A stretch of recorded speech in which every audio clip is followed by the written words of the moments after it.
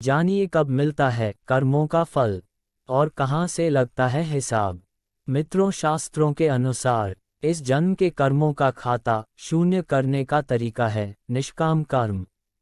ऐसा करने से होता यह है कि हम कर्म तो करते हैं लेकिन उनका फल नहीं बनता, क्योंकि वे कर्म आसक्ति और अहंकार के बिना परमात्मा का ध्यान रखते हुए निस्वार्थ भाव से किए जाते हैं।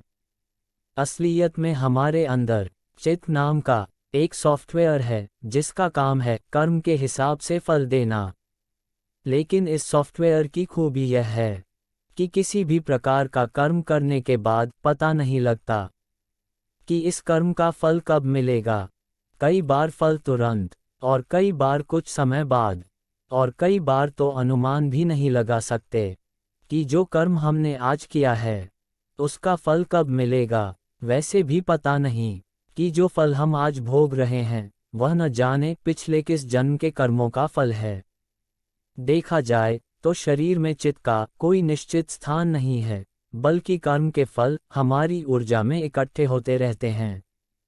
कोई भी कर्म तब तक फल नहीं देता जब तक उसका फल किस प्रकार आएगा ये निश्चित ना हो जाए।